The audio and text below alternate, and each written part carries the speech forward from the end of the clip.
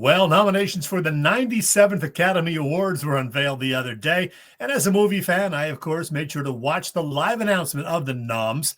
I know some people would disagree, but I think 2024 was actually an overall pretty good year for movies with a couple dozen very, very good flicks. As of today, here in late January, I've managed to see 71 movies that were released in 2024, 53 in theaters, and the other 18 via cable or streaming. I saw 6 of the 10 films that received Best Picture nominations, and I did really enjoy 3 or 4 of those 6. More on my personal favorite films and performances in a minute. But first, I'll tell you that 2024 was a banner year for horror movies. Of the 71 flicks I saw from the past year, more than a third of them, 24 to be precise, would be considered to be in the horror genre in one way or another. Some true horror, some psychological horror, a couple or 3 horror comedies. That latter segment would include Lisa Frankenstein and Get Away, both of which I gave a B grade to. Among the other fright films I enjoyed, let's give all these a B+. Abigail, Daddy-O, Heretic. Hugh Grant was excellent in that one. If you haven't seen it, you can rent it right now on Prime Video for $6. Immaculate, Nosferatu. Yeah, I really did like the new version of Nosferatu. Oddity, Smile 2, Terrifier 3, and The Substance, which got a Best Picture nomination. My favorite, well, semi-horror film anyway from last year, a psychological horror flick called Speak No Evil, which had a terrifyingly good performance by James McAvoy. I rated that one an A-.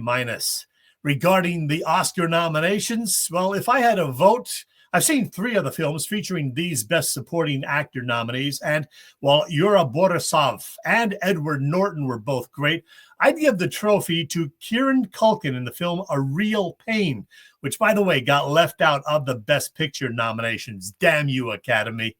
For Supporting Actress, well, though I loved Monica Barbaro as Joan Baez in A Complete Unknown, I'd have to vote for Zoe Saldana, who was absolutely terrific in Emilia Perez. Regarding actor in a lead role, I admit I saw only Conclave and A Complete Unknown among these 5, and both Timothée Chalamet and Ralph Fiennes were great, but Chalamet as Bob Dylan is the winner for me. Okay, actress in a lead role, a real toughie. I didn't see I'm Still Here, so I can't comment on that one. But the leads in all 4 of the others were really good. I can't decide between Cynthia Erivo in Wicked and Mikey Madsen in the so damn good Anora. Let's call that one a tie. I'm not really qualified to choose a Best Director, so I'm not even going to try.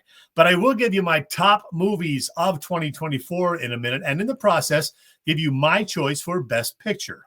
First, I'll mention that if you want to check out the nominated movies for yourself, be aware that late in the year releases A Complete Unknown, The Brutalist, Nickel Boys, and Nosferatu are still out in brick-and-mortar theaters. But some of the other films in the Oscar race are available to stream or rent at home. Conclave is on Peacock. Dune Part 2 on Max. Emilia Perez is on Netflix. Inside Out 2 on Disney+. The Wild Robot on Peacock. A Real Pain on Hulu. And The Substance is on Mubi. Yeah, whatever that is. You'll have to pay a little more to rent Anora and Wicked and watch one of those, or both of those, legally anyway, from your couch.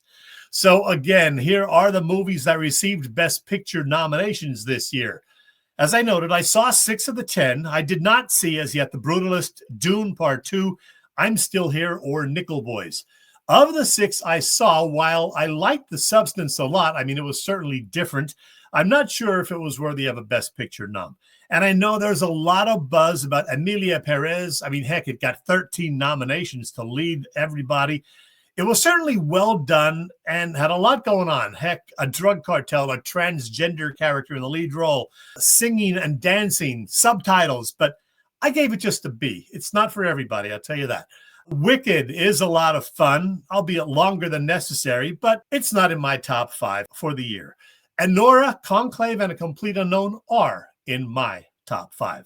All right, in a sec, I'll post a list of my honorable mention and my top 10 films of 2024. I can tell you that all of those in the honorable mention group got a B plus from me and were therefore, in my mind, worth checking out. I put the aforementioned movies Speak No Evil and The Substance in the 8th and 10th slots, respectively, sandwiched around Saturday night about the preparation ahead of that iconic TV show's debut show. My number 7 movie is A Real Pain, which I mentioned previously, and it is a Best Picture snub, if you ask me. Check that one out, though, when you're able. A Real Pain. At number 6, then, a terrific courtroom drama with a real dilemma for the title character. The movie is Juror Number 2. My top 5 includes 3 movies that did get Best Picture nominations and 2 that I think should have. Number 5 is the movie September 5, about the ABC sports crew's handling of the 1972 Munich Olympics hostage crisis. Really worth seeing, although it didn't get a Best Picture nom. 4th, Enora, a dark comedy that got 6 well-deserved nominations in total.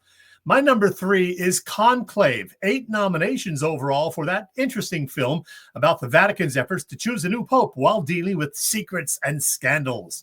My second favorite movie of the past year brought in less than $4 million at the box office, believe it or not, but man, it was great. It's the movie Strange Darling, about a man and a woman who have a one-night stand that devolves into a cat and mouse game of murder. You can rent it for $6 on several streaming services currently. All right, my favorite movie of 2024, it's the one that portrays Bob Dylan from his early folk music success through the 1965 Newport Folk Festival when he went electric. It's the film A Complete Unknown. And yeah, Timothée Chalamet really does capture Dylan. The singing, the acting, the aloofness, Dylan's relationship with Pete Seeger, Woody Guthrie, Joan Baez, and others. It's terrific, and it does get my vote for Best Picture of the Year. Right here now, another look at my personal favorite movies of 2024. As I said, a bunch of pretty solid, entertaining films. Now let's see how all of those movies and others do when the trophies are handed out at the 97th Academy Awards on March 2nd.